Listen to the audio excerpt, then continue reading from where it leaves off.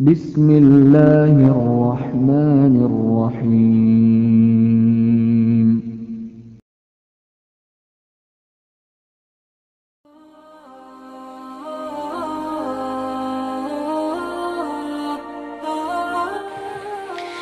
Bismillahirrahmanirrahim. Assalamualaikum warahmatullahi wabarakatuh. Alhamdulillahirabbil alamin. Alhamdulillahilladzi arsala rasulahu bil huda wa dinil haq liyuzhirahu 'alad dini kullih wa kafa billahi syahida. Asyhadu an la ilaha illallah wahdahu la syarikalah wa asyhadu anna Muhammadan abduhu wa rasuluhu la nabiyya ba'dah. Allahumma salli wa sallim wa barik ala sayyidina Muhammad wa ala alihi wa sahbihi ajma'in.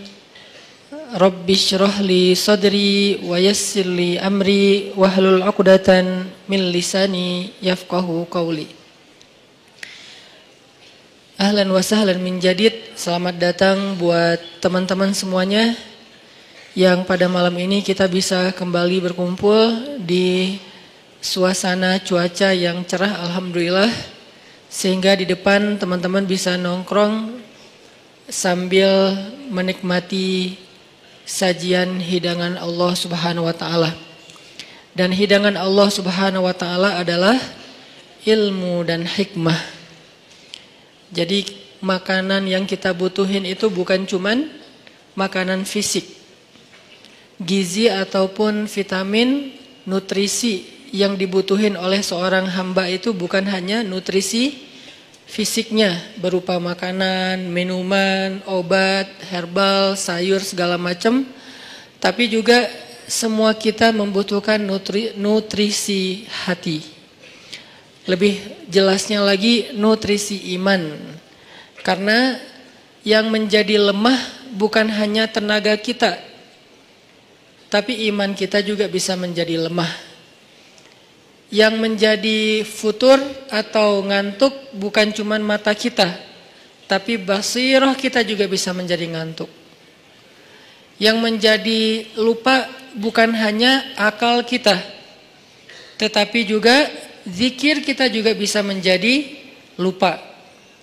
Makanya kita butuh nutrisi atau maidatur rahman, hidangan Allah Subhanahu wa taala yang berbentuk hikmah dan ilmu, sebagaimana kita butuh juga hidangan nutrisi untuk kebutuhan fisik kita. Walaupun memang kita nggak perlu nutrisi, nggak harus memberi nutrisi hati kita dalam bentuk kajian ilmu setiap hari 3 kali misalnya. Nggak harus sih, kalau bisa lebih bagus, tapi nggak harus. Karena nutrisi hati ini bisa kita dapetin bukan cuma dengan duduk dalam majelis ilmu, bukan hanya duduk di dalam tongkrongan hikmah, tapi juga bisa kita dapetin dengan tilawah Al-Quran. Kita juga bisa dapetin itu dengan zikir. Zikir sesuai dengan masalah kita. Karena zikir kalau nggak sesuai dengan masalah tetap berpahala, cuman kurang berasa. Kayak kita lagi lagi haus, tapi minumnya bukan air putih, minumnya misalnya kayak kopi gitu ya. Kalau teh tawar masih mending lah. Haus tapi minumnya kopi atau minumnya minuman yang berwarna. Jadi kayak belum memenuhi dahaga haus kita. Padahal kita lagi haus. Kalau kita lagi kayak agak pusing, oke, minum kopi. Nggak semua juga sih ya. Itu mas saya. Kalau pusing ngopi misalnya. Kalau haus minum air putih. Kalau misalnya kayak lagi manja minum susu gitu. Kenapa Ustadz? Ya mungkin lagi kayak males aja yang berat-berat gitu kan. Atau lebih manja lagi jus gitu kan ya. Nggak manja sih itu sehat. Ya lah pokoknya. Yang jelas itu kan sesuai dengan kebutuhan kita. Gitu juga dengan zikir. Zikir itu nama Allah yang dipakai itu harusnya sesuai dengan masalah kita. Walillahil asma'il husna. Allah tuh kan punya nama-nama yang bagus, yang mulia, yang baik, yang keren gitu. Walaupun tidak terbatas 99, tapi yang dikenal oleh kita 99. Maka fad'uhu biha, maka berdoalah kepada Allah, panggillah Allah. Ud'u itu panggil. Ud'u ila sabili rabbika, atau dakwah itu panggilan, memanggil. Berarti fad'uhu biha, panggillah Allah dengan nama itu. Jadi nggak harus selalu kita manggil Allah, ya Allah, boleh. Tapi ditambah juga, misalnya ya Jabbar. Panggilan buat siapa? Panggilan Allah, tapi buat memanggil Allah buat orang yang lagi apa? Yang lagi sakit hati. Pernah manggil ya Jabbar pas lagi sakit hati? Makanya sering sakit hati. Jabbar itu panggilan untuk orang yang lagi sakit hati, habis dikecewain. Dikecewain oleh apa? Banyak lah, tergantung circle kehidupan kita ya. Ada yang circle-nya lebih ke main, berarti disakitin sama gengnya. Ada yang circle-nya lebih ke romantis-romantisan, disakitin oleh mantannya. Ada yang circle hidupnya seputar masalah kerja, disakitin oleh vendornya, oleh partnernya, oleh teman bisnisnya. Soal circle family life kita disakiti oleh keluarga, anak, orang tua, pasangan, dan seterusnya gitu kan. Yang jelas ketika kita merasa disakitin, ketika kita merasa kayak dikecewain, panggillah Allah sebelum kita memanggil netizen. Kan kita suka manggil netizen dulu ya. Posting, update status, story. Terus storynya tuh curhatnya minta respon lagi tuh. Dengan kasih polling lah. Dengan request lah gitu kan. Baiknya gua putusin atau enggak ya? Request gitu. Semuanya putusin, terus dia bingung. Gimana ya? Nah, sebelum kita istisyarah kepada netizen. Karena netizen itu istisyarah. Bukan istifta, bukan istikharah. Yang paling tinggi itu kan derajatnya dari 3 level. Meminta pendapat, nomor 1 tuh istikharah, minta pendapat Allah. Kedua, istifta, minta pendapat ulama, orang yang berilmu. Ketiga, istisyarah, minta pendapat orang yang lebih bijak dan berpengalaman. Termasuk kepada teman kita atau followers kita atau geng kita, itu istisyarah. Sebelum kita istisyarah netizen, ya ayyuhal netizen, sebelum kita pakai kalimat itu, atau ya ustaz, bahkan sebelum ustaz, ya kiai, ya syekh, maka ya Allah. Panggil Allah Subhanahu wa ta'ala. Manggilnya gimana Ustadz? Salah satunya selain kata Allah pastinya, karena itu kalimat yang paling mulia, kita juga bisa manggil tematik. Ya Jabbar. Ya Jabbar itu bisa 2. Sebetulnya 3 maknanya Jabbar, tapi yang lebih common itu 2. 1, dipanggil untuk masalah-masalah yang sifatnya bukan hanya besar, tapi kayak kekuatan. Misalnya kita ngedoain musuh-musuh Islam. Allahumma alaika bi'a'daika a'da'iddin.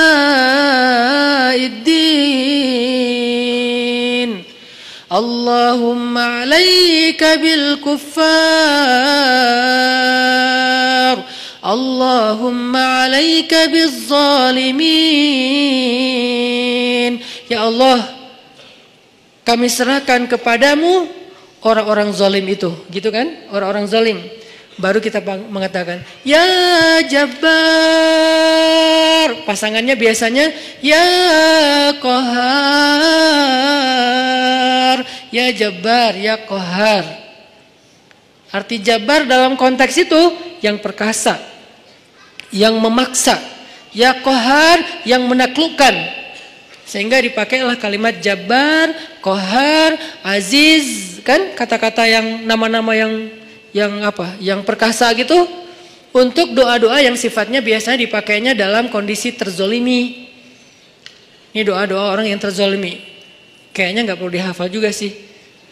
Bukan nggak perlu dihafal, nggak perlu dipakai. Kenapa? berharap kita tidak mendoakan orang yang zalim, kecuali yang dizalimi dalam urusan agama. Kalau dizalimi urusan pribadi sih mending jangan mendoakan orang yang menzalimi. Kenapa? Rugi. Mending doain diri sendiri. Ketika kita punya kesempatan doa kita diijabah, jangan kasih doa itu untuk orang lain, rugi. Walaupun bentuknya mendoakan atas keburukan, tetap rugi. Mending kita pakai buat doain diri kita sendiri. Ya Allah, saya lagi dizalimin, mudah-mudahan. Nah gitu kan, berarti kan kita dapat kebaikan. Ya Jabbar, itu panggilan orang yang sedang sakit hati. Jadi satu artinya untuk orang yang lagi dizalimi, satu lagi untuk orang yang lagi hatinya kayak sedih, kayak disakitin. Nggak sebesar zalim sih, cuman ya lumayan lah, bikin nggak bisa tidur, bikin tumbuh jerawat gara-gara itu, gitu kan ya? Karena stres, terus bikin nambah uban, walaupun ada yang uban itu karena bijaksana, ditutup. Jadi intinya adalah panggil Allah kalau kita lagi sakit hati dan dikecewain. Ya Allah, ya Jabbar. Salah satu doa minta disembuhkan kecewa dan sakit hati di dalam sholat adalah Rabbighfirli warhamni wajburni. Kalimat wajburni. Selama ini kita baca enggak? Kan? Tahu artinya? Hampir. Apa arti wajburni? Bukan paksa aku dong Allah, enggak. Padahal arti Jabbar juga yang memaksa kepada kehendaknya. Tapi kalimat wajburni, makna Jabbar di sini makna yang ketiga di antara tiga makna Jabbar, yaitu yang mengobati sakit hati. Jadi ketika kita berdoa, Rabbighfirli warhamni wajburni warfa'ni warzuqni wahdini wa'afini. Banyak banget ya. Luar biasa kita ya. Jadi kalau kita sholat aja tuh kita udah minta banyak hal ke Allah. Makanya pas berdiri, pas duduk itu jangan buru-buru. Rabbi, Allahu Akbar. Apaan? Malaikat juga bingung. Rabbi apa? Kamu dengar nggak dia doa apa? Enggak. Oh kirain aku doang yang salah dengar, kata malaikatnya. Jadi kita kayak nggak jelas gitu minta ke Allah. Rabbi udah gitu sujud. Karena terlalu buru-buru, nggak ada tumakninah, nggak ada tenang, nggak ada berhenti sebentar. Makanya Rabbighfirli warhamni wajburni. Bagian wajburni kalau bisa di kayak gimana gitu, kayak agak menghayati dan kayak perasaannya dalam banget gitu. Wajburni. Tapi nggak gitu juga sih dalam sholat, bahaya, bid'ah, syubhat menyambar-nyambar. Intinya teman-teman, wajburni itu artinya kalau kita terjemahin, sembuhkanlah sakit hati saya. Atau bahasa lain juga bisa diterjemahin, hiburlah aku ya Allah, aku lagi sedih nih. Kalau kita ke teman gitu ya, hibur aku dong, gue lagi sedih nih. Ya udah yuk kita main, ya udah yuk kita jalan, ya udah kita nonton, ya udah kita ngopi, ya udah kita makan, ya udah apalah terserah. Yang jelas kita ngadu ke dia, minta dihibur pas kita lagi sedih. Nah cara ngadu ke Allah pas kita lagi sedih supaya dihibur oleh Allah, wajburni ya Jabbar. Itu bisa dibaca di dalam sholat. Bisa juga dibaca di luar sholat. Gak apa-apa, dalam sholat baca, di luar sholat juga baca. Bahkan di luar sholat kita bisa ulang-ulang. Wajburni ya Jabbar, wajburni ya Jabbar. Ya Allah, hibur aku ya Allah, hibur aku ya Allah. Aku lagi sedih berat nih. Udah seminggu aku gak buka Instagram ya Allah. Curhat. Kenapa? Komen. Head speech ya Allah. Ya Allah, aku udah seminggu gak lihat grup. Ya Allah, aku udah seminggu gak buka handphone. Lebih parah lagi kan? Berarti bermasalah di akun sosial media, bermasalah di grup, bermasalah di nomor kontak, bermasalah di SMS, semua bermasalah. Ya Allah, udah seminggu aku gak buka handphone. Hibur aku lagi sedih banget gitu. Nah, minta ya Jabbar, wajburni ya Jabbar, wajburni ya Jabbar. Entar Allah akan hibur kita. Hiburan Allah lebih baik daripada hiburan yang diberikan oleh makhluk. Hiburan makhluk itu kadang-kadang modal. Kalau nggak modal di awal, modal di akhir. Modal di awal, dia ngajak nonton, kita yang bayar. Dia ngajak ngopi, kita yang bayar. Kalau modal di akhir, dia bayar, tapi nanti dia pamrih. Dulu kan pas lo lagi sedih, gue traktirin makan. Sekarang gue lagi sedih nih, sama aja kan ngemodal ya. Kalau Allah yang ngehibur kita, itu nggak ada pamrihnya. Nggak ada modal di awal, nggak ada modal di akhir. Terus kenapa kita cepat dan begitu spontan minta hiburan dari makhluk? Begitu spontan minta curhat kepada makhluk, begitu spontan manggil nama makhluk,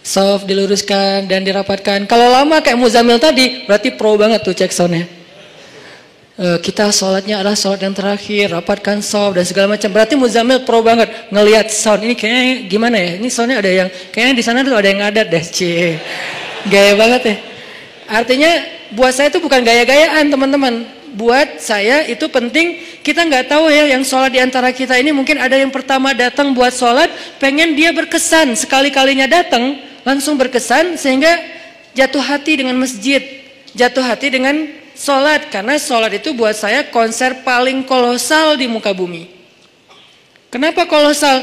Karena yang mengikuti, yang nonton sholat bukan cuma manusia, tapi malaikat, terutama sholat subuh. Inna Qur'anal fajri kana masyhuda. Sesungguhnya performance imam di waktu subuh ketika sholat, itu terjemahan panjangnya ya, bahasa anak mudanya.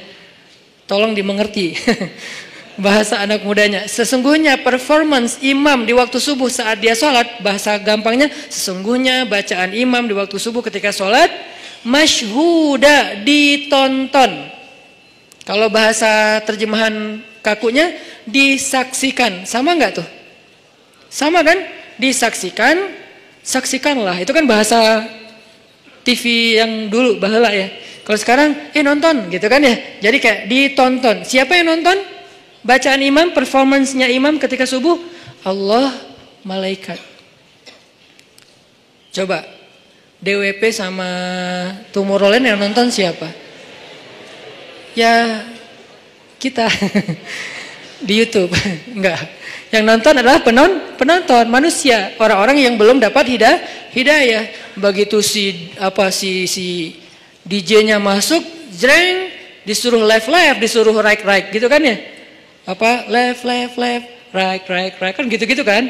Sholat kan gitu, Allahu Akbar, kan lebih keren. Kenapa kita di sholat nggak serapi left right-nya konser Tomorrowland?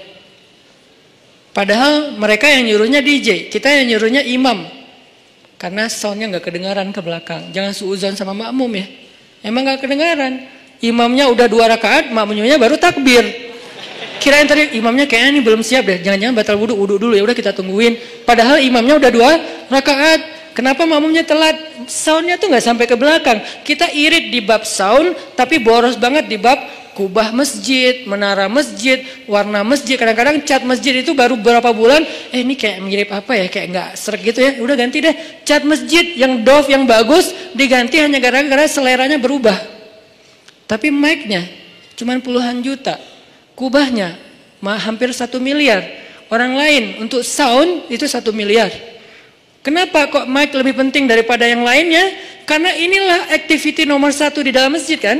Performance nomor 1-nya kan di mic oleh 2 talent, 1 imam, 1 lagi muazin. Muazin penting, imam penting. Muazin manggil orang di luar supaya datang. Imam biar bikin orang di dalam itu nggak nyesel udah datang. Muazinnya keren, imamnya nggak keren, kan kayak nyesel gitu ya. Kirain tadi azan sholatnya seru, gitu kan? Kenapa nggak seru? Soalnya bacaannya salah-salah, suaranya kayak putus-putus gitu, kayak keselak lagi, imamnya kasihan gitu kan. Kita di belakang, aduh udahlah Pak, kasihan Pak, udah aja ruku dah, gitu kan ya. Kayak nggak tega gitu imamnya, tapi muazinnya bagus, makanya dua-duanya penting. Talent 1 muazin, talent 2-nya imam. Hayya 'alas shalah.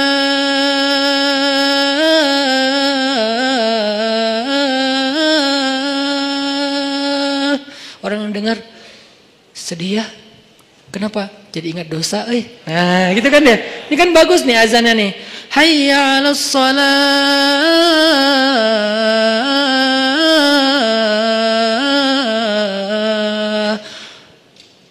Surga itu kayaknya indah juga ya dengar suara mah.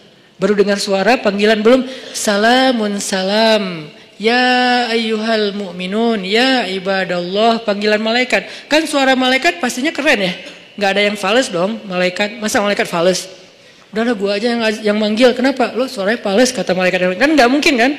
Panggilan yauma yunadil munadi mim makanin qarib. Hari ketika malaikat memanggil manusia dari tempat yang dekat. Tahukah kita apa tempat yang dekat? Tempat yang dekat itu adalah Masjid Al-Aqsa. Hari ketika malaikat berdiri di titik Masjid Al-Aqsa sekarang memanggil seantero padang mahsyar, halummu ilayya, kumpul kalian semuanya di sini, kata malaikat. Jadi azan yang keren itu azan yang mengingatkan orang kepada dosa, azan yang mengingatkan orang kepada akhirat, dan itu nggak bisa kalau nggak pakai hati. Nggak perlu ngeluarin 100% vokal, cukup 60%-nya aja. 30% dibantu sama sound, 10%-nya dipakai, 40%-nya dipakai dengan perasaan. Makanya saya senang banget kayak dulu masa masih punya halakoh kecil sama teman-teman, termasuk ada Muzamil, anak-anak ITB, kita kan kayak belajar dulu Muzamil mana Muzamil? Oh ada belajar makomat sama dulu sebelum ada pemuda hijrah, makomat sama belajar azan. Kita kayak mengcover. Jadi bukan cuma lagu yang di cover, kita mengcover azan. Cover azan Masjidil Haram Dagriri. Dagriri itu azannya tuh menurut saya azan of the year 2018, azan terbaik itu nanti cari di YouTube, azannya Hamdi Ad-Dagriri kalau nggak salah namanya. Nanti azannya Al-Aqsa. Azan Al-Aqsa itu kayak lagi curhat, Al-Aqsa itu udah dirampas, kami itu teraniaya, kemana kalian wahai kaum muslimin, gitu. Seolah-olah tuh kayak manggil kita gitu. Dari irama-irama yang dipilih kan. Nah, ini semuanya dengan hati. Makanya pakai hati aja udah terbaik. Balik lagi ke tema yang tadi adalah panggil Allah dengan lembut. Nidaan khafiyya. Zikru rahmati rabbika abdahu Zakaria idh nada rabbahu nidaan khafiyya. Ketika dia nada rabbah. Apa arti nada rabbah? Nada itu bahasa Arab, terus jadi bahasa Indonesia, nada, tapi beda arti. Nada artinya memanggil. Nada dering, panggilan. Dering panggilan, itu bahasa Arab. Iznada rabbahu nidaan khafiyya. Nada yunadi nidaan. Nida panggilan.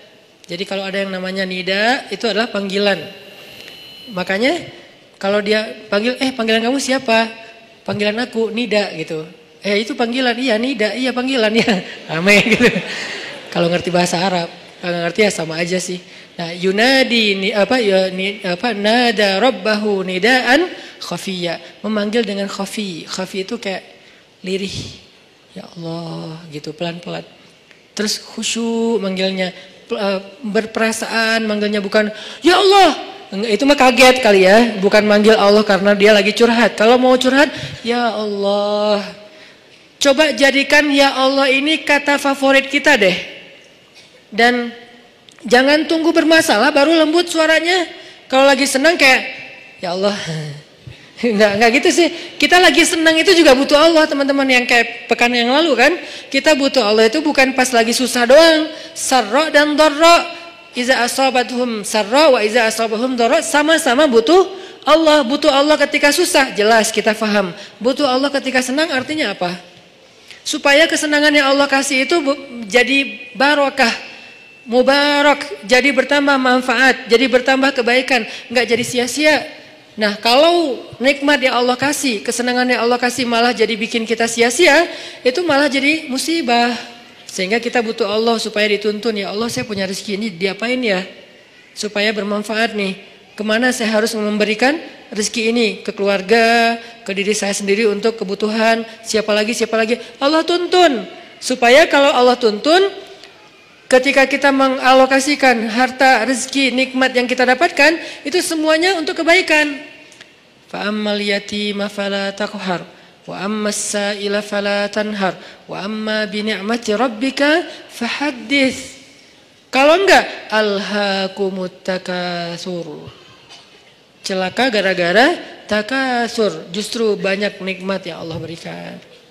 Jadi teman-teman, poin pertama, bab kecewa, kalau kita kecewa, saya yakin semuanya pernah kecewa dan mungkin masih akan kecewa atau bahkan lagi kecewa sekarang. Kelihatan dari muka-mukanya. Kecewa sama saya. Kenapa ceramahnya lama sekali? Jadi kalau lagi kecewa, apa poinnya tadi? Panggillah Allah. Ya Allah, Ya Jabbar, wajburni, hibur saya ya Allah. Hibur saya, hibur hati saya ya Allah. Gimana cara Allah menghibur hati kita? Allah menghibur hati kita itu dengan diberikan wajilat qulubuhum. Allah menghibur hati kita dengan dijadikan liyazdadu imanan ma'a imanihim. Allah menghibur hati kita dengan dijadikan apa? Tuma'ninatul qalb. Ala bi dzikrillah tatma'innul qulub. Banyak cara Allah menghibur hati. Apakah Nabi pernah sedih atau kecewa? Kecewa pernah, sedih pernah di Al-Quran. Direkam. Terus cara Allah menghibur hati Nabi yang lagi sedih atau kecewa gimana? Ya ayyuhal muzammil qumil laila illa qalila nisfahu awil qus minhu qalila أو زد عليه ورتل القرآن ترتيلا إن ناشئة الليل هي أشد وطئا وأقوم قيلا. Allah panggil Nabi ketika lagi sedih dan tidur. Ya ayyuhal muzammil. Ini dua kondisi Nabi lagi tidur dan dipanggil Allah. Satu, ya ayyuhal muddathir. Satu lagi, ya ayyuhal muzammil. Tidur kenapa Nabi? Bukan tidur, tertidur. Gara-gara capek seharian berdakwah dan capek seharian dibully.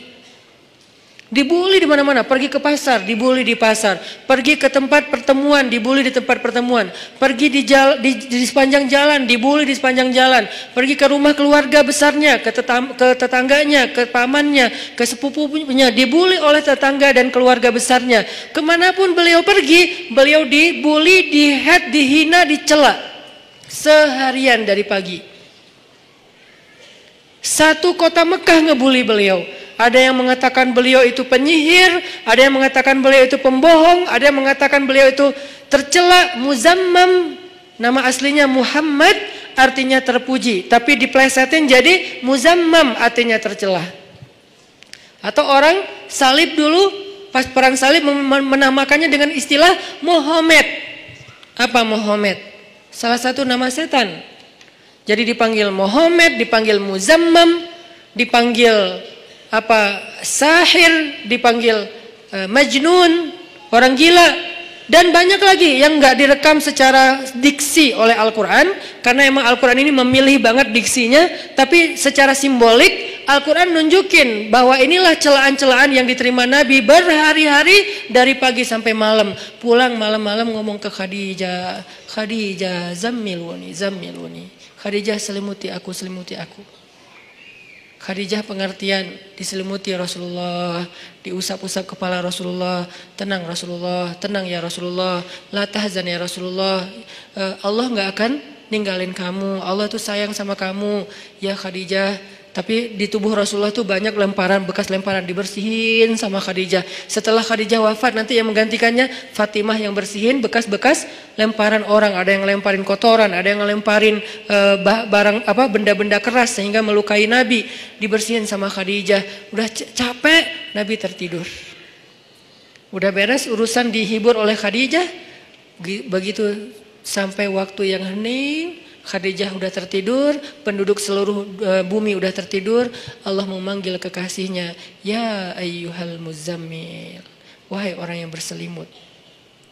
Itu panggilannya lembut. Jadi kita kalau baca surah Al-Muzammil jangan ya, enggak gitu. Allah manggilnya enggak gitu, kaget atau orang lagi tidur ya. Nah, ayatnya aja lagi berselimut, manggilnya teriak-teriak. Jangan, itu namanya prank. Itu bukan tilawah, itu ngeprank. Makanya jangan tilawah sambil ngeprank. Ya ayyuhal muzammil, wahai orang yang berselimut, kumil laila illa qalila. Di situ kelihatan Allah tuh pengertian banget.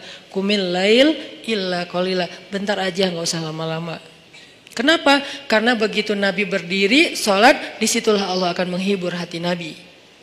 Kalau kita belum bisa terhibur dengan sholat tahajud, atau minimal dengan sholat 5 waktu, berarti hati kita berpenyakit, fi qulubihim marad, dan itu harus kita obatin. Obatnya apa? Obatnya istighfar. Kalau orang banyak dosa, belum bertaubat, belum beristighfar kepada Allah, dia susah minta dihibur oleh Allah. Dan terus nanti dia kayak menuduh Allah gak menghibur dia. Padahal Allah udah sering menghibur dia, cuman gak berasa di hatinya. Karena hiburan Allah itu hanya bisa dirasakan oleh orang-orang yang hatinya bersih. Dan cara membersihkan hati itu tazkiyatul nufus atau tazkiyatul qulub, tathhirul qulub adalah dengan salah satunya istighfar. Perbanyak istighfar supaya begitu nanti kita ada masalah, kalau kita nanti lagi disakitin, kalau kita lagi kecewa dan sedih, kita bilang wajiburni ya Jabbar, wajiburni ya Jabbar. Allah hibur kerasa kita lagi dihibur oleh Allah. Kan enak ya kalau apa yang Allah perlakukan kepada kita tuh kita kayak ngerasa, itu enak tuh. Daripada Allah udah habis-habisan ngehibur kita nggak ngerasa. Ibarat Allah udah ngirim kita japrian nggak dibaca-baca sama kita.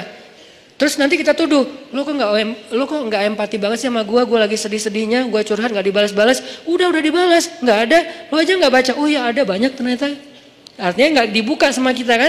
Kenapa nggak dibuka? Mungkin pulsa kita habis, mungkin handphone kita error, mungkin apa dan segala macam kemungkinan. Nah gitu juga dengan Allah. Wa idza sa'alaka 'ibadi 'anni fa inni qarib. Qarib itu kalau lebih dekatnya namanya akrab. Akrab. Qarib, karib. Sahabah qarib, sahabat karib. Itu bahasa Arab. Kan saya sering nge-mention bahwa ini dari bahasa Arab, bahwa biar kita tahu identitas bahasa kita itu sebetulnya sebagian besar diambil serapan dari bahasa Arab. Terus siapa yang merangkai bahasa Indonesia dari bahasa Arab kalau bukan ulama? Jadi nggak bisa dilepaskan antara ulama dengan Indonesia, antara ulama dengan kebangsaan, antara ulama dengan nasionalisme. Toh bahasa nasional kita dibentuk oleh ulama. Buktinya serapannya 90% itu bahasa Arab. Sebagiannya benar terjemahannya, sebagiannya keliru, tapi tetap aja bahasa Arab. Makanya kenapa saya sering mention itu bukan mau di Arab-Arabin biar gaya, biar kelihatan ustadz gitu, enggak. Kalau mau kelihatan Arab banget saya banyakin Arab emang itu mah. Ini enggak lagi kayak gitu. Lagi pengen menarik benang sejarah kalau bahasa kita itu emang sebetulnya bahasa Arab yang diserap. Jadi kalau ada yang agak alergi tentang Arab, saya pikir ini berlebihan. Kita nggak alergi terhadap ras, mau Arab kayak, mau Eropa kayak, mau Afrika, mau apa, ya kan itu semuanya takdir Allah kan. Emang kita bisa minta diciptain sebagai orang apa? Nggak bisa kan? Ya Allah saya pengen diciptain sebagai orang apa ya enaknya. Ini deh orang Rusia, tinggi, putih, rambutnya pirang. Ya Allah saya pengen diciptakan sebagai orang Afrika. Kenapa? Biar tawadu. Nah, enggak gitu juga sih. Jadi kita nggak bisa request gitu kan ya. Dan orang Afrika pun sebetulnya sekarang kan jadi keren ya. Orang kulit hitam keren nggak sih? Berasa sekufu, segolongan. Kalau orang kulit hitam didiskriminasikan nggak keren, kasihan tuh. Kan kulit hitam juga sekarang jadi favorit. Bahkan banyak orang yang pengen menghitamkan kulitnya. Ini artinya ya nggak bisa request mau jadi orang apa, sehingga kita nggak boleh benci golongan ataupun ras karena dia diciptakan kayak gitu tuh bukan pengennya dia, itu namanya sunnatullah dan takdir, itulah ketentuan Allah. Kalau kita cela rasnya berarti kita mencela pencipta ras itu yaitu Allah Subhanahu Wa Taala. Dan ini termasuk larangan dalam hadis mencela nasab. Mencela nasab itu termasuk salah satu dosa besar. Balik lagi ke yang tadi, intinya bahasa kita emang diserap dari bahasa Arab. Nah, kita minta sama Allah. Kata Allah, inni qarib, aku dekat sama kamu. Ujibu da'watad da'i idza da'ani. Ujib dari kata jawab. Jawab bahasa Indonesia juga jawab. Jawabun, jawaban, jawabin itu grammar. Terus salah satu yang diambil dari antara 3 bentuk grammar Arab itu kita ambil jawaban, ya, menunggu jawaban.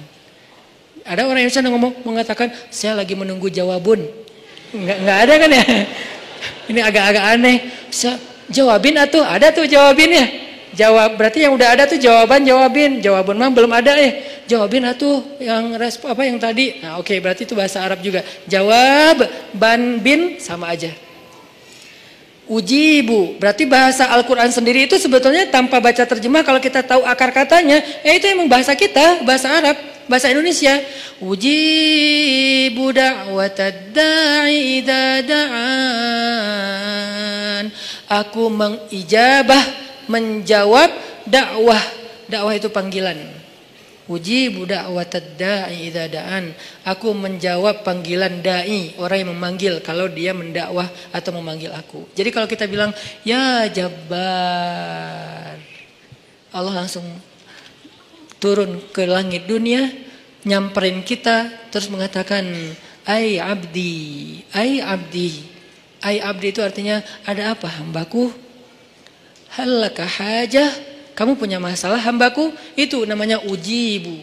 Cuman kita nggak dengar. Sama kayak kita baca Al-Fatihah, bukankah Allah merespon bacaan kita?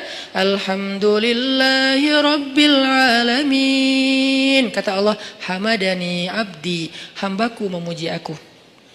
Gitu kan?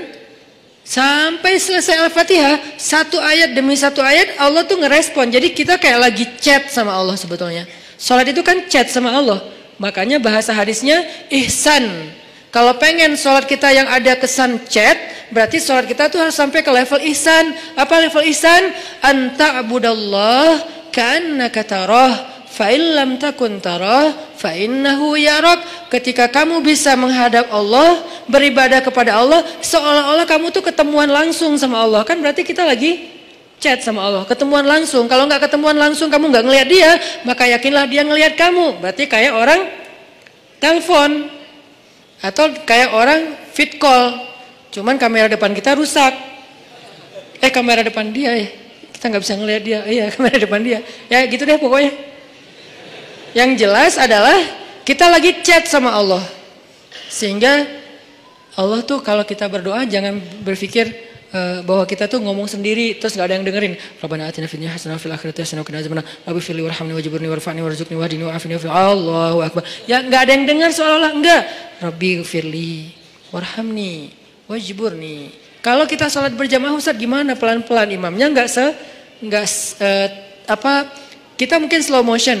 Kalau dia kan dicepetin tuh kan ya, jadi ya apa istilahnya tuh, cut to cut gitu kan.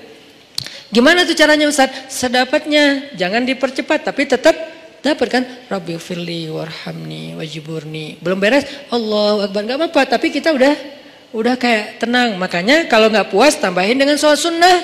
Begitu tahiyat awal, duduk tahiyat antara dua sujud, Rabbi firli warhamni wajburni. Lama wajburni teh 10 menit.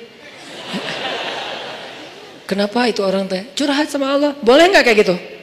Boleh nggak kita duduk di antara dua sujud setengah jam? Boleh. Apalagi sholat sunnah. Kecuali kita jadi imam sholat berjamaah. Jangan, kasihan. Anak udah nangis-nangis. Terus suami udah nunggu di depan ngeklakson-klakson. Terus sales sudah habis promonya. Kan gak konsen sholatnya. Makanya kalau jadi imam yang bijak, ambil pertengahan. Makanya bacaannya juga jangan terlalu panjang. Kalau sholatnya sholat 5 waktu. Tapi terutama kecuali subuh yang paling panjang. Kalau sholatnya sholat tarawih, namanya juga tarawih dari kata roha. Roha bahasa Indonesia, rehat. Jadi tarawih itu artinya berehat-rehat. Kalau sholat tarawihnya sampai keringetan, namanya bukan berehat-rehat. Itu mah lagi nge-gym. Tarawih keringetan, harusnya kan tarawih itu kan tadi keringetan terus gara-gara tarawih jadi nggak keringetan ya. Itu kayak apa ya? Kayak bukan pemanasan, pendinginan. Gitu deh pokoknya. Jadi tarawih itu Allahu Akbar. Wah, mulai istirahat nih. Kalau ada yang ngomong, pengen istirahat, kenapa? Habis tarawih. Ini aneh. Tarawih itu kan istirahat. Kenapa kita istirahat habis istirahat? Ada dua kemungkinan. Satu, kita tarawihnya nggak benar. Kedua, imamnya yang mungkin terlalu buru-buru. Tapi di Indonesia kalau imamnya nggak buru-buru, nggak jadi ngehit. Biar imamnya paling ngehit, ratingnya tinggi, harus yang cepat. Makanya saya pernah kayak balapan gitu tarawih. Saya di masjid satu, yang satu lagi masjid sebelah. Takbir bareng, Allahu Akbar, Allahu Akbar. Oke, kita start bareng nih. Begitu saya waladhdallin, di sana assalamualaikum. Hah? Wah.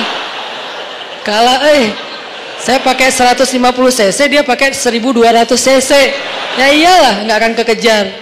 Nah, tapi yang sana lebih banyak jamaahnya, di sini dikit. Kenapa? Di sini karena ya mungkin itu pengen istirahat dengan sholat. Kalau di sana pengen cepetan istirahat dari sholat. Beda kan ya?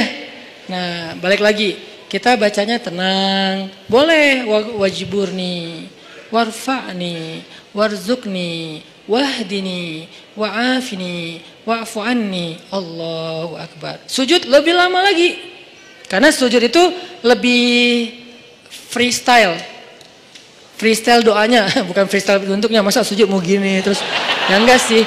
Freestyle doanya. Maksudnya freestyle doa tuh boleh baca doa apa aja selama itu kebaikan.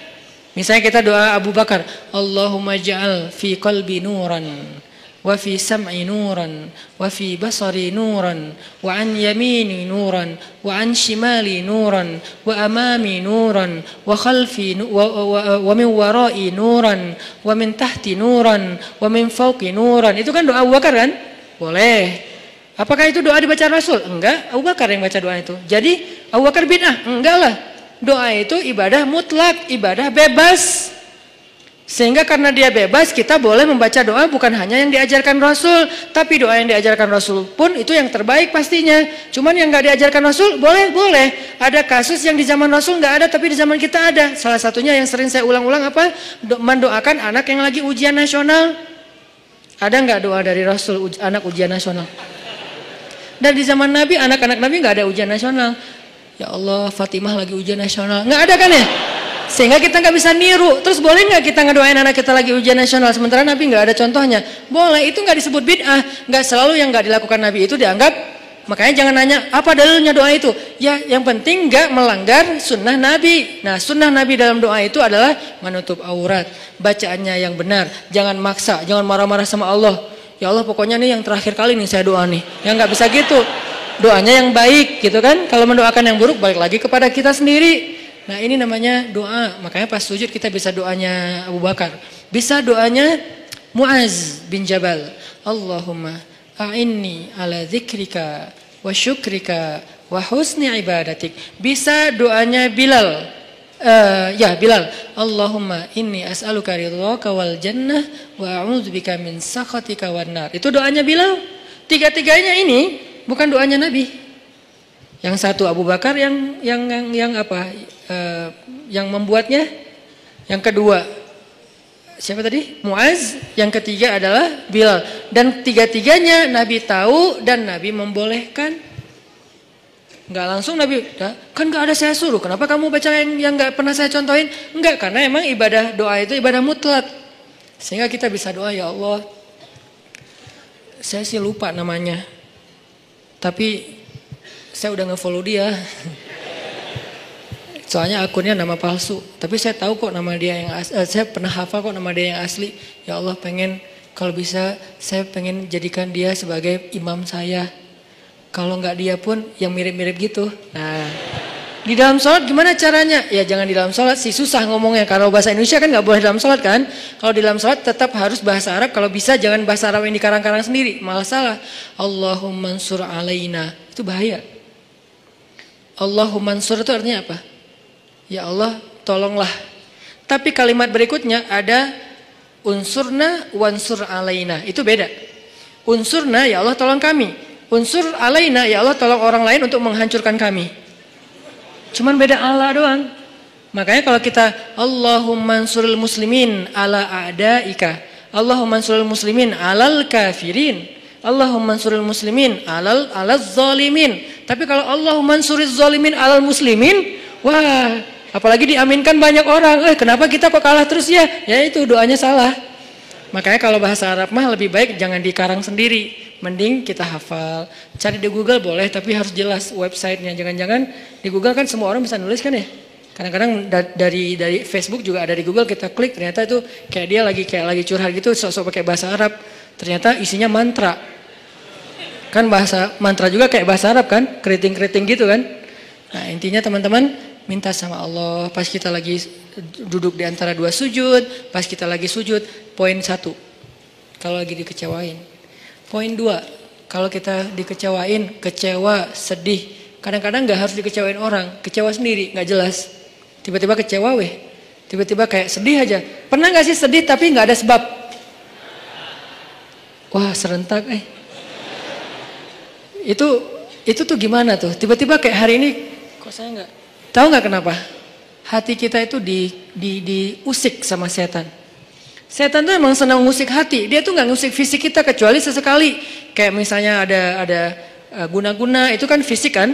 Tapi yang sering banget dailynya dia tuh ngusik hati. Yuwaswisu fi sudurin nas. Yuwaswis itu continuous present tense. Jadi continuous, terus-terusan. Fi'lul mudhari kalau bahasa Arab.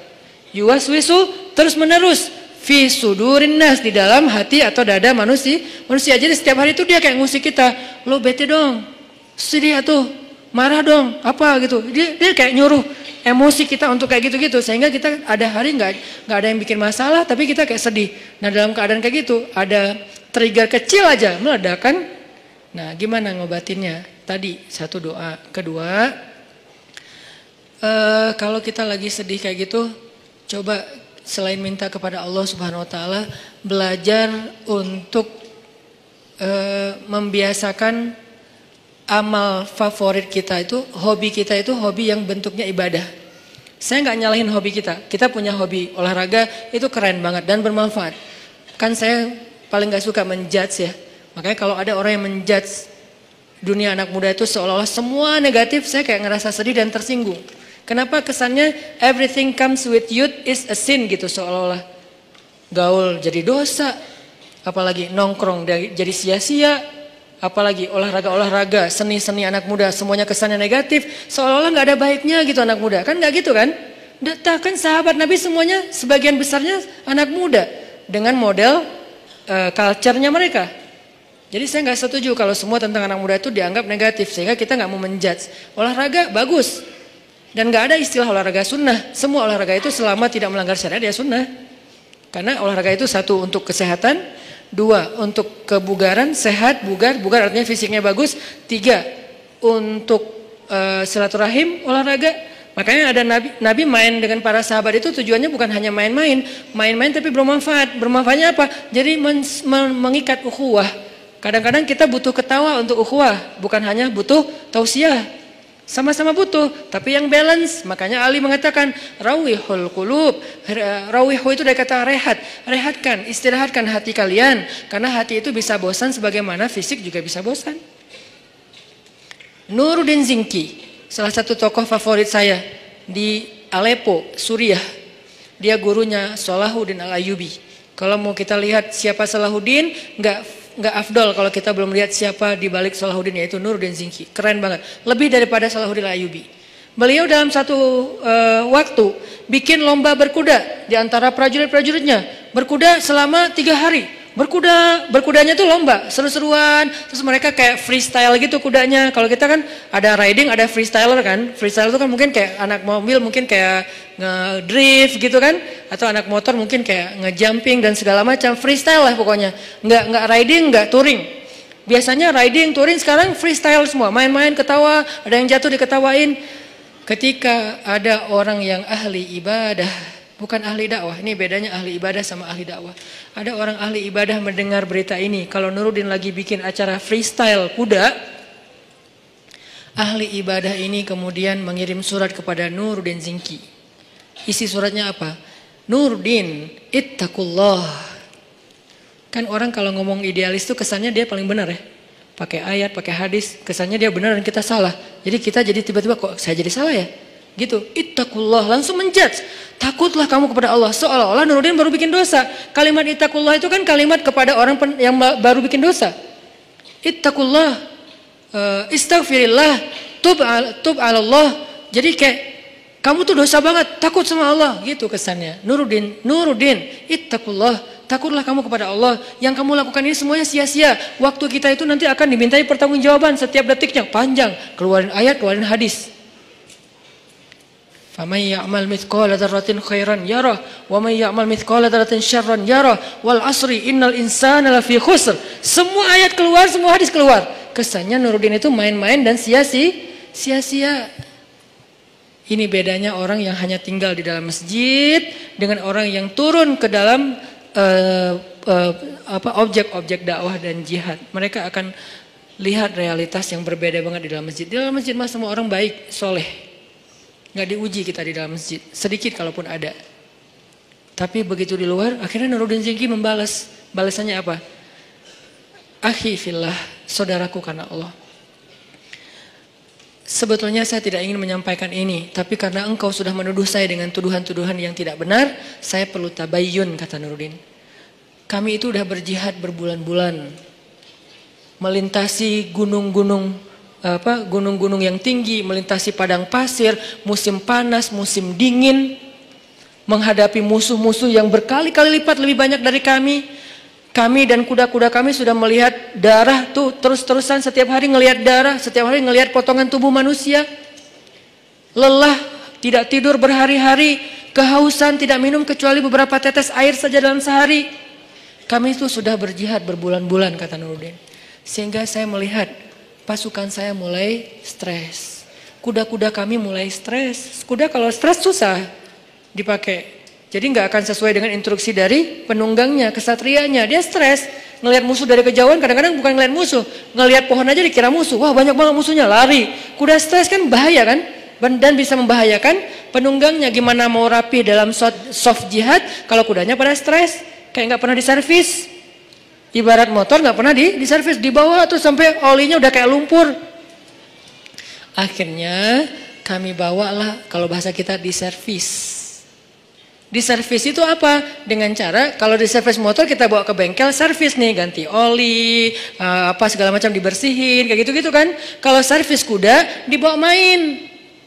Karena kuda itu servisnya dengan main, bukan makan, minum dan segala macam. Akhirnya kudanya bisa ikut main sama penunggangnya, lucu-lucuan, guling-guling. Kudanya menjatuhkan penunggangnya, terus diketawain dengan lain. Dan prajuritnya juga diservis dengan cara apa? Entertain, mereka butuh hiburan.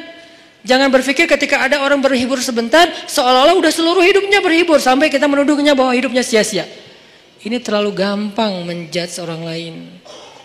Bisa jadi itu bagian dari program dakwah. Itu jawaban Nuruddin. Jadi saya ingin supaya prajurit saya segar lagi, ukhuwah mereka kuat lagi, lebih soft, barisan mereka lebih bagus lagi, dan kuda-kuda mereka lebih sehat dan bugar lagi.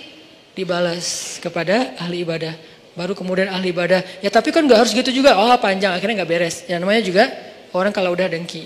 Sama dengan Fudail bin Iyad dengan Ibnu Mubarak. Fudail bin Iyad ahli ibadah di dua Masjidil Haram. Masjid Nabawi dia ahli ibadah dan mengajar di Masjid Nabawi. Di Masjidil Haram juga dia ahli ibadah dan mengajar di Masjidil Haram. Tapi nggak pernah keluar dari masjid. Sehingga yang dia tahu realitas dunia ini hanya realitas masjid. Tentang sholat harus rapi. Tentang kalau sholat kita sunnah sendiri harus pakai sutro. Itu kan realitas-realitas dinamika masjid kan.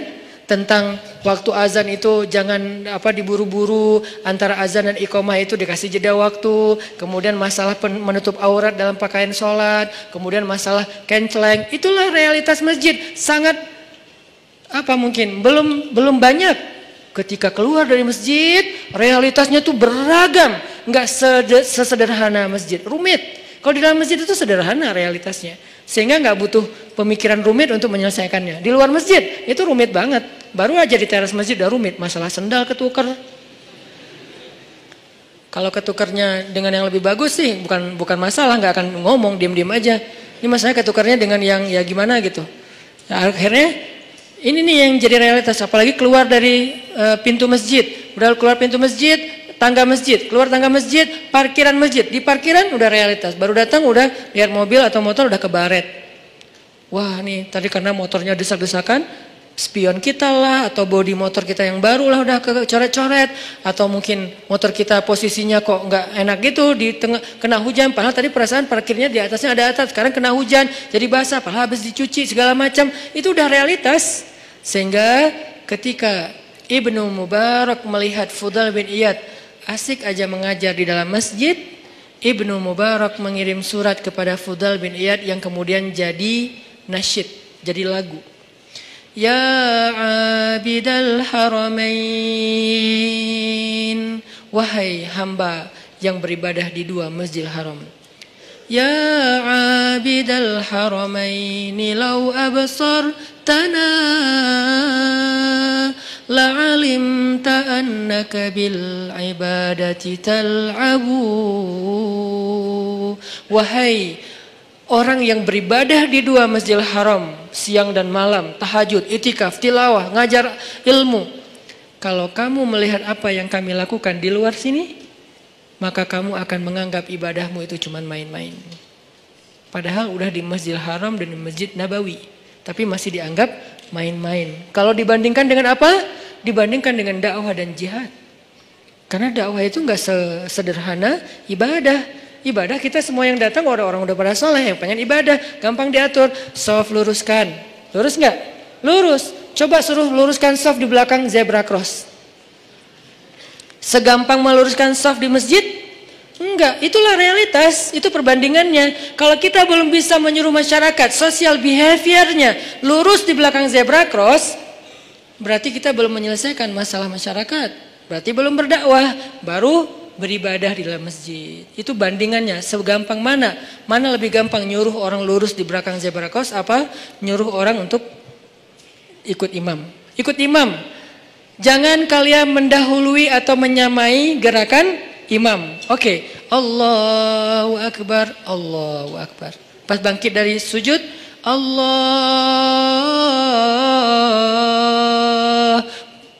Bacaan imam itu panjang dan makmumnya belum yang benar ya. Belum bergerak dari sujud, masih nungguin. Sampai bar, baru dia bar. Beres, bahasa Jawa. Jadi begitu imamnya Hu Akbar, baru makmumnya Allahu Akbar. Gampang nyuruh makmum kayak gitu. Coba jangan menyamai lampu kuning apalagi mendahului. Susah kan? Di traffic light kuning, merah, hijau. Jangan mendahului lampu kuning. Kalau merah mungkin agak gampang. Kuning aja. Di sana udah merah kan, ketahuan tuh ada kayak pantulan cahaya kan ya. Kalau di sana merah kan di sini nggak langsung hijau kan? Di sini mah ada jeda beberapa detik lah. Di sana udah mulai kuning, wah, jalan kan ya. Di mana pelajaran shaf dan gerakan sholat yang kita katakan jangan menyamai dan mendahului imam. Makanya realitas di dalam masjid dengan di luar tuh beda. Sehingga kalau kita nggak pernah keluar dari masjid, kita terkesan idealis, tapi sebetulnya nggak tahu masalah. Begitu juga dunia anak muda. Buat saya selalu respect sama anak muda karena saya ngerasa bahwa anak muda itu aset luar biasa dan di tangan teman-teman nih anak-anak muda nasib Indonesia 10 tahun yang akan datang. Jadi kalau anak muda ini hanya dijadikan objek terus menerus sebagai bahasa judgement, terus gimana nasib Indonesia? Padahal anak muda itulah yang mau ukir banyak sejarah. Jarang sejarah diukir oleh orang tua kan? Rata-rata sejarah itu diukir oleh anak muda. Dalam Islam muncul nama komandan militer paling muda dalam sejarah Islam, namanya Usamah bukan bin Laden, Usamah bin Zaid. Itu beda lagi kasusnya, saya nggak mau mengkomentar. Yang jelas namanya Usamah, jadi jangan takut dengan nama Usamah. Nama Usamah itu nama sahabat. Bahkan dia adalah cucu angkatnya Rasulullah. Dari anak angkat Rasulullah, walaupun gak jadi anak angkatnya, itu Zaid bin Harithah, namanya Usamah bin Zaid. Itu komandan militer termuda dalam sejarah Islam. Usianya kalau gak salah 14 tahun. Kelas berapa? Kelas 2 SMP, memimpin pasukan militer. Bukan naik motor. Gak mau dibahas. Karena gak di-endorse. Jadi bukan naik motor, terus pakai baju SMA, terus kayak gitu-gitu, bukan. Saya nggak merujuk kepada sesuatu ya, gitulah pokoknya. Ini memimpinnya naik motor sama naik kuda, lebih susah mana? Kuda, kecuali buat orang-orang ya kayak di Lombok, di daerah-daerah yang banyak kuda kan, itu keren banget sih, saya kayak local pride banget lah itu mah. Jadi naik kuda memimpin pasukan dan itu bukan riding, walaupun riding juga keren. Tapi ini menghadapi musuh usia 14 tahun loh. Kalau nggak matang mentalnya, nggak mungkin Nabi memberikan kesempatan dia jadi panglima militer. Yang ngasih itu surat kuasanya tuh langsung dari Nabi. Bahkan ketika Abu Bakar jadi khalifah, lalu Umar nggak setuju, Usamah jadi panglima militer, Abu Bakar marah kepada Umar. Ya Umar, kamu ingin menyobek surat Rasulullah? Kamu ingin mencoret kalimat-kalimat Rasulullah, ini langsung Rasulullah yang nunjuk. Usama pemimpin militer. Bahkan kalau seandainya pasukan itu kita harus ada di dalamnya, engkau wahai Umar harus tunduk kepada Usama. Nanti ada lagi yang membebaskan satu negeri yang selama beribu-ribu tahun gak bisa dibebaskan, usia 21 tahun. Muhammad, atau kita juluki Al-Fatih, bukan sang penakluk, sang pembebas. Karena terjemahan yang lebih tepatnya bukan penakluk tapi pembebas. Dia gak menaklukkan siapa-siapa, apalagi cewek. Kalau kita di zaman sekarang mungkin ada penakluk cewek gitu kan, ini enggak, membebaskan. Cewek dibebaskan, dari apa? Dari perbudakan, dari penghinaan. Muhammad Al-Fatih. Jadi anak muda itu harus diberikan apresiasi yang tinggi. Dan memang kita harus bangga, Indonesia ini harus bangga punya anak muda mayoritas sekarang. Tahun depan malah 70% penduduk Indonesia anak muda. Berarti kita bangga banget nih, negara dengan penduduk terbanyak anak muda di dunia dan muslim. Ngomong apa tadi teh? Baper kalau udah ngomongin masalah dakwah, masalah anak muda. Saya tuh ngambil segmentasi dakwah anak muda itu bukan pengen seru-seruan loh. Teman-teman tahu saya dulu pakai jubah, pakai sorban, gini nih. Cuman dakwah itu bagus, tapi segmentasinya berbeda. Ada banyak segmen di luar sana yang nggak bisa diginiin. Bisanya diginiin dengan santai, kita temenan, kita main bareng. Dan itu bukan karena saya kayaknya Ustadz baru puber sekarang deh. Bukan. Ustadz kayaknya kurang nakal deh waktu muda, jadi pengen nakal sekarang. Ya enggak lah, dikit. Bukan karena itu saya mengambil segmentasi anak muda. Karena saya yakin teman-teman anak muda inilah, pemuda Indonesia inilah yang akan jadi wajah Indonesia 10 tahun lagi, 2024, 2029, inilah wajah Indonesia. Sehingga kalau kita pengen merubah Indonesia, kita harus mulai dari anak muda. Dan anak muda yang terbanyak itu bukan di dalam masjid kenyataannya. Kecuali sekarang mungkin, sebelum kita bikin tren hijrah, anak muda yang terbanyak itu bukan di dalam masjid, di luar masjid. Gimana cara bawa mereka ke dalam masjid kalau hanya kita berkoar-koar di atas mimbar? Saya tuh kalau khutbah Jumat dulu tuh, demi Allah gitu. Tapi anak muda tetap aja sepi. Malah yang bikin kaget, yang kakek-kakek kan kasihan, kaget. Apa sih kakek-kakek? Kalau anak muda digituin kan kayak seru, adrenalin gitu kan. Ini kakek-kakek digituin, kasihan atunya. Sesungguhnya kematian, ya Ustadz ya. Kematian lihatnya ke kakek-kakek. Nah ini udahlah, masa-masa itu saya udah beres. 8 tahun saya dakwah di Bandung dengan cara itu. Sekarang saya pengen segmentasinya jelas anak muda, karena saya berharap lebih ke anak muda. Saya pengen, selalu saya share, mimpi kita bersama adalah suatu saat muazzin kita itu adalah wakil pejabat. Mau wakil presiden, wakil gubernur, wakil wali kota. Dan dia udah belajar azan di masjid-masjid ketika dia masih muda. Azannya azan baper dari hati. Kebayang aja wakil presiden manggil kita sholat di Masjid Istiqlal. Live streaming. Hayya 'alas shalah.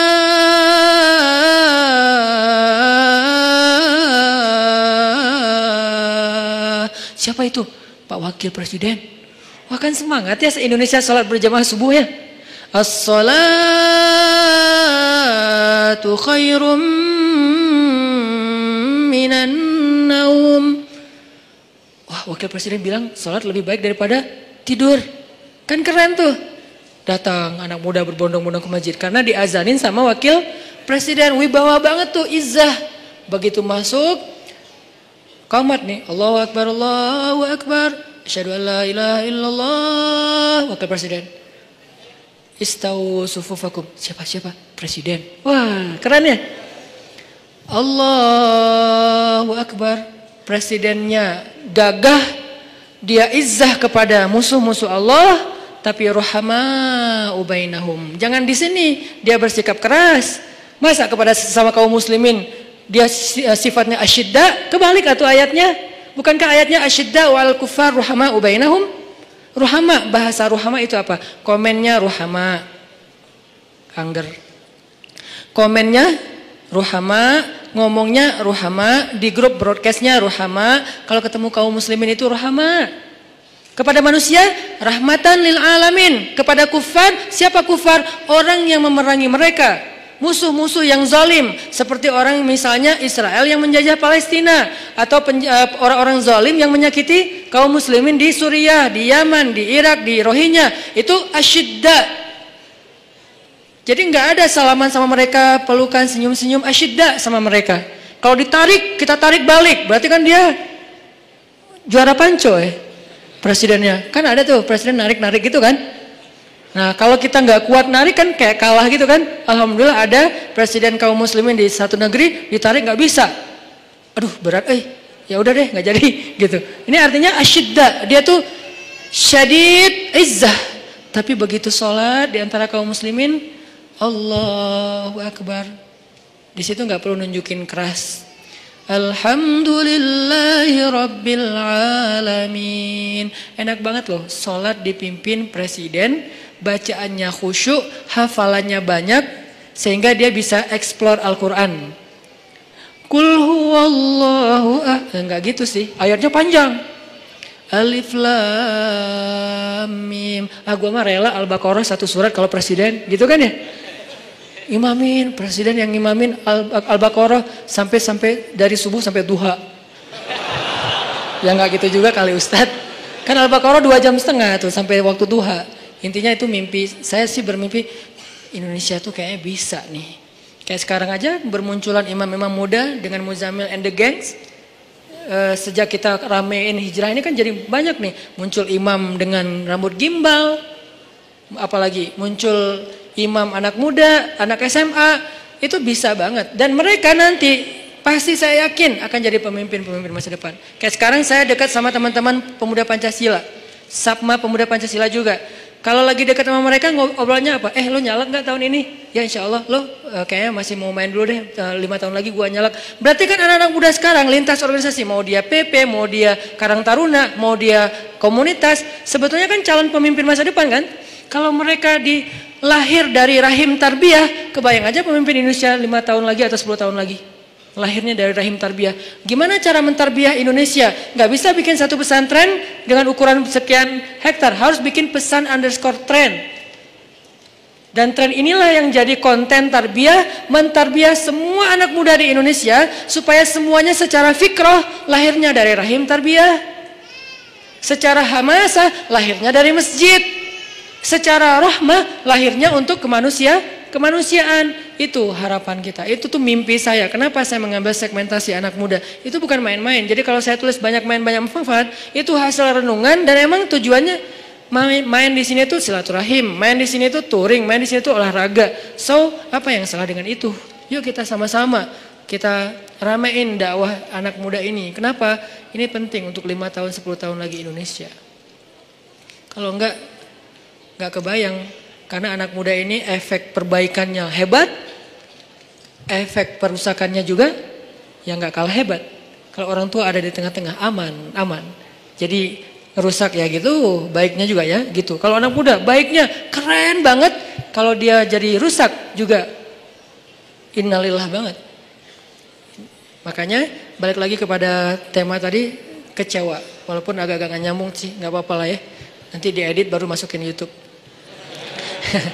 Kecewa. Poin yang kedua itu adalah cari satu hobi. Tadi mau ngomongin itu sebetulnya. Cari satu hobi yang bukan hanya entertain. Walaupun boleh, saya juga hobi entertain ada. Hobi kan harus nggak harus satu kan. Entertain ada hobinya. Olahraga ada. Hangout jalan ada. Tapi selain ini bagus semuanya. Tapi tambahin satu lagi, hobi ibadah. Ibadah tuh harus jadi hobi. Biar apa? Biar kita tuh bisa enjoy. Ambil aja salah satu deh, nggak usah banyak-banyak. Saya nggak minta teman-teman tahajud 11 rakaat 1 juz, nggak. Tilawah 1 hari 1 juz, nggak. Ambil yang paling ringan dulu deh, tapi jadiin hobi. Misalnya sholat duha atau sholat mutlak. Sholat mutlak kan lebih bebas lagi nih, kapan aja. Jadi pokoknya agak-agak nganggur dikit, sholat Allahu Akbar. Itu kalau sholat tanpa ada jadwal, bukan karena waktunya sholat, kita tuh kadang-kadang kesannya lebih free ride loh. Free ride-nya apa? Kayak nggak ada beban. Kan free ride tuh nggak terbeban dengan GoPro, nggak terbeban dengan 360, nggak terbeban dengan kamera, nggak terbeban dengan tele, kan gitu kan? Karena dia kayak, gua mah pengen main aja, jadi nggak pakai bawa-bawa tim pencitraan. Dia mau ke gunung, nggak bawa tim kamera, dia di laut nggak bawa tim kamera, dia loncat dari tebing, nggak muncul-muncul juga, nggak ada yang ngamerain, biasa aja, namanya free riders. Bisa nggak kita ibadah tuh selain emang udah ada waktunya, muqayyad, ada yang free ride tuh mutlak, bebas, sholat aja, nggak ada yang nyuruh, nggak ada yang maksa, sholat. Itu kalau jadi hobi teman-teman, sebanyak mungkin sholat sunnah mutlak, itu akan jadi obat ketika kita kecewa. Tapi itu nggak bisa pas kecewa baru dilakuin, harus dibiasain dulu dari sekarang. Begitu nanti kecewa, itu jadi akan, kayak kita kecewa ngopi, sedih nongkrong, sedih nonton, sedih ketemu teman, sedih main, sekarang sedih sholat. Baru nanti berlaku ayat, ya ayyuhalladzina amanu sta'inu bis sabri was shalah.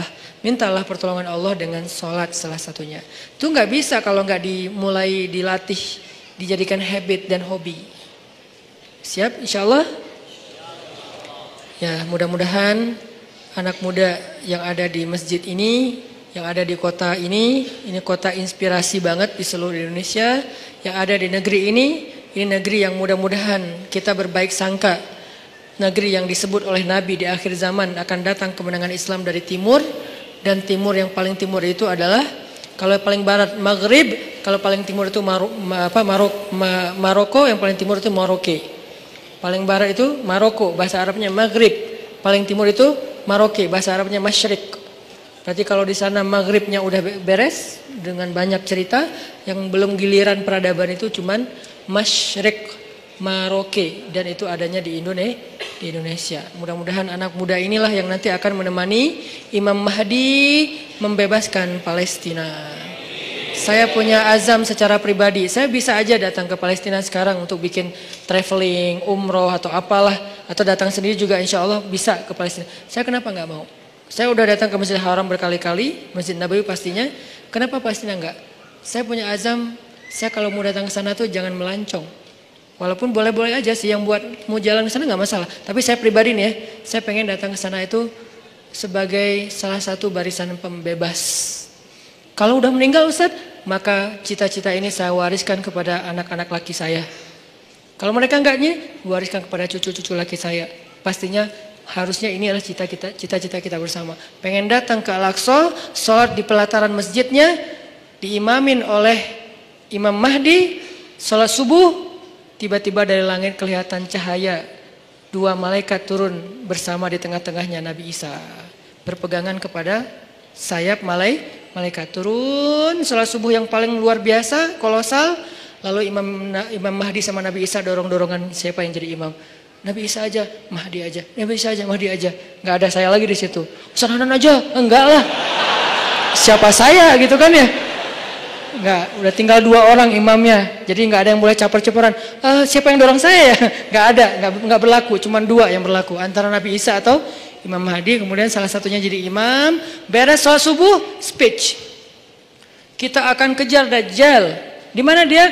Di daerah Lot City. Bahasa hadisnya Bab Lud. Sekarang udah ada Lot City, udah ada Lot City, cari aja di Google. Lot City itu salah satu bandara internasionalnya Israel.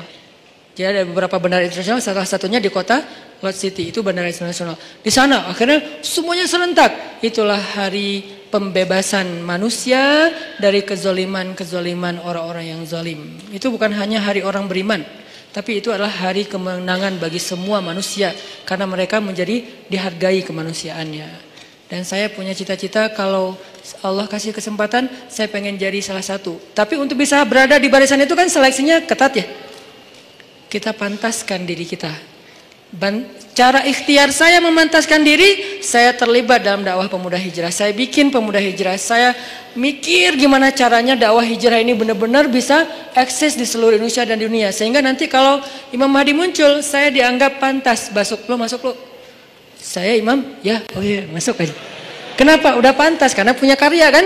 Kita punya nggak karya nih? Cara kita biar punya karya gimana? Jangan bikin sendiri-sendiri, karena kapasitas kita bukan sebagai ustadz. Support ustadznya. Apa kapasitas teman-teman? Anak mobil, di sini ada teman-teman anak mobil, anak modifikasi. Kita mau bikin event bareng. Anak apa lagi? Anak seni. Saya yakin semua potensi anak muda itu adalah anugerah Allah. Saya nggak mau menjudge potensi teman-teman itu ada yang positif negatif. Semuanya positif selama tidak melanggar syariat. Potensi itu coba support saya. Man ansari ilallah. Siapa di antara kalian yang mau mensupport saya di jalan Allah? Itu kan akad dakwah. Yuk kita bangun negeri ini. Karena dakwah kita kan dakwah damai kan. Kita kan nggak mau ribut-ribut. Kalau terpaksa ribut dan kontroversi di sosmed, ya bukan karena kita. Pernah nggak saya sengaja rame-ramein di sosmed biar heboh gitu, biar followers saya naik? Ya enggak lah. Kalau sesekali ada, ya qadarullah naik followers. Sombong. Padahal kalau mau digitu-gitu kan tinggal ambil yang trending topik apa sekarang. Masalah misalnya pernikahan. Ya udah saya bikin komen saya tentang bab itu. Kan naik tuh followers saya kan ya. Karena viewernya gede. Buat apa? Saya nggak kayak gitu. Tapi kalau terjadi kontroversi sesekali ya qadarullah untuk menguji kesabaran, menguji iman. Intinya teman-teman, yuk sama-sama kita jadikan Indonesia ini benar-benar kiblat peradaban. Kalau kiblat sholat nggak boleh, kiblat sholat tetap Mekah. Kiblat peradaban yang dimulai dari anak muda. Dan itu mungkin banget dari Bandung. Kenapa? Bandung punya sejarah. Tinggal kita mengulangi sejarah itu. Apa yang pernah terjadi akan terjadi lagi. Tidak ada yang baru di bawah matahari. Kata siapa Ustaz? Lupa, saya cari aja di Google. Mudah-mudahan bermanfaat. Oke, mudah-mudahan apa yang tadi kita dapatkan bisa jadi tambahan iman, memperbaiki akhlak, membuat kita lebih semangat lagi tongkrong dalam majelis ilmu. Dan saya titip satu hal, anak muda ayo bangkit. Bangkit bersama, bangkit dengan bersatu. Jangan sampai urusan politik 2019 April memecah belahkan anak muda. Enggak boleh. Kita boleh beda pilihan, tapi kita enggak boleh saling mencela dan berpecah belah. A'udzu billahi minasyaitonir rajim. Bismillahirrahmanirrahim. Alhamdulillahi rabbil alamin. Alhamdulillahi rabbil alamin hamdan yuwafi ni'amahu wa yukafi'u mazida. Ya Rabbana lakal hamdu kama yanbaghi li jalali wajhikal karim wa 'azimi sultanik. Allahumma antas salam wa minkas salam wa ilayka ya'udus salam. فحينا بالسلام وأدخلنا الجنة دار السلام تباركت ربنا وتعاليت يا ذا الجلال والإكرام اللهم صلِّ وسلم وبارك على سيدنا محمد وعلى آله وصحبه أجمعين. Duhai Allah yang maha pengasih lagi maha pemurah. Duhai Allah yang maha baik dan maha pengertian. Duhai Allah yang maha lembut dan maha santun. Duhai Allah yang maha mengetahui dan maha bijaksana. Inilah kami hamba-hambamu ya Allah. Datang ke sini untuk berpasrah kepadamu ya Allah. Kami serahkan pikiran kami untuk Engkau tuntun kepada ilmu yang benar. Kami serahkan lisan kami agar bisa bertutur dan berzikir dengan nama-namamu yang mulia. Kami serahkan telinga kami agar mampu mendengar ayat-ayat dan hikmah-hikmah tentang kebesaran-Mu. Kami serahkan tangan kami agar mampu bermanfaat dan memberi sesuatu yang bisa menyelesaikan urusan hamba-hamba-Mu. Kami serahkan kaki kami agar mampu melangkah berjalan menuju rumah-Mu dan tempat-tempat yang Engkau ridhoi. Kami serahkan hati kami ya Allah, agar hanya yakin kepadamu. Agar Engkau penuhi hati itu dengan cinta terhadap akhirat melebihi terhadap dunia. Agar Engkau jadikan hati itu bergetar ketika namamu disebutkan. Agar hati itu merasa menyesal terhadap dosa-dosa di masa lalu. Agar hati itu dipenuhi dengan iman. Kami serahkan hidup kami, agar Engkau tuntun kepada takdir-takdir baik yang Engkau putuskan untuk kami. Kami percaya ya Allah, Engkau tidak pernah menginginkan keburukan untuk hamba-Mu. Engkau tidak pernah sengaja memberikan musibah kepada hamba-Mu. Engkau tidak pernah sengaja menyakiti hamba-Mu. Engkau tidak pernah sengaja membalas hamba-Mu dengan kemurkaan-Mu. Karena kami yakin rahmat-Mu mendahului marah-Mu. Kasih sayang-Mu mendahului amarah-Mu.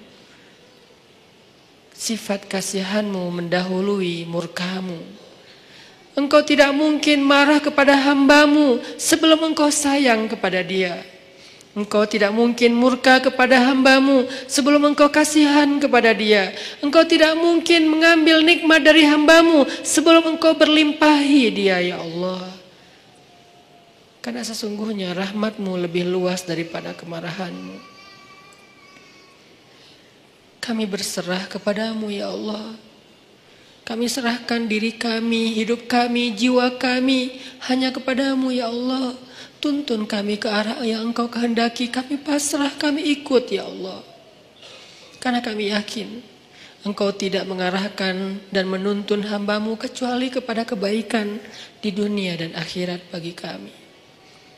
Kami pasrah ya Allah terhadap keputusan-keputusan-Mu tentang sekolah kami, tentang kuliah kami, tentang pekerjaan kami, tentang usaha kami, tentang pertemanan kami, tentang perasaan cinta kami, tentang hubungan kami dengan seseorang yang istimewa bagi kami, tentang keluarga kami, tentang segala sesuatu tentang kami pasrah kepadamu.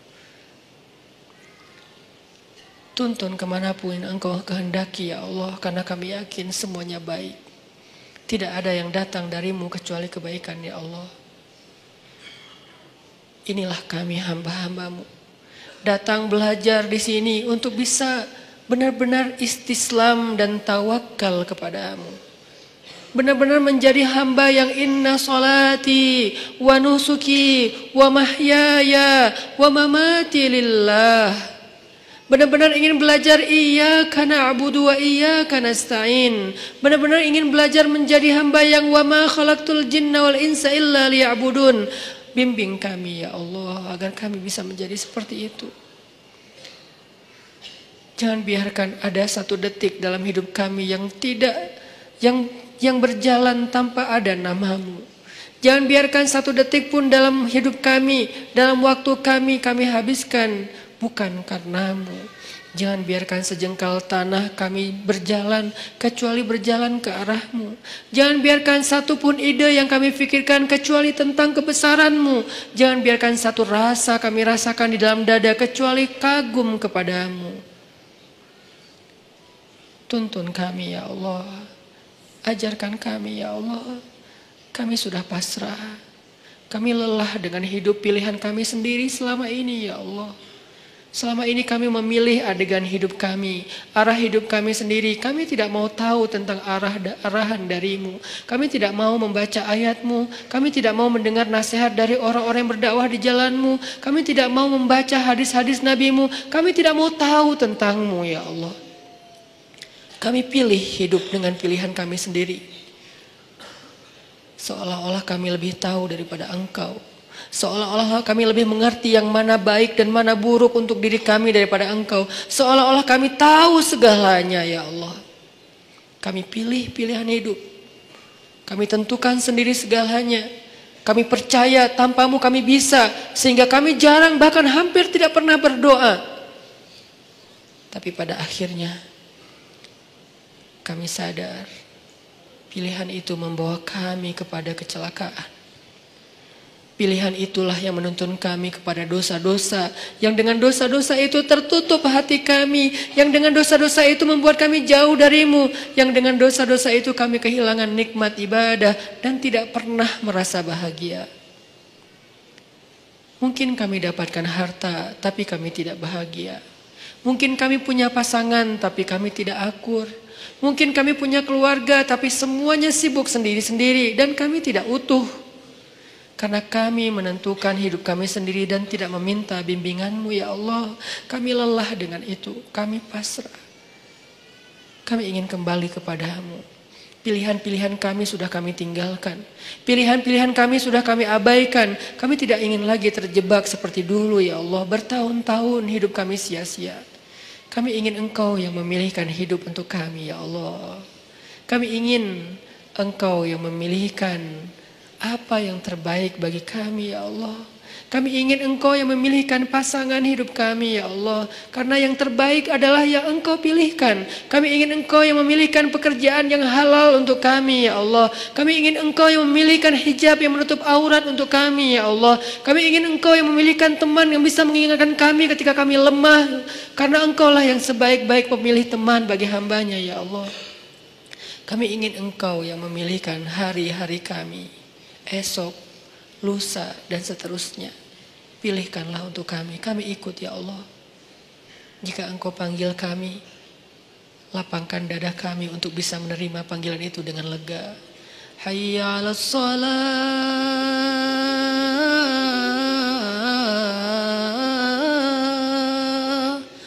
Ya Allah, jangan biarkan kami mendengar suara itu dengan marah.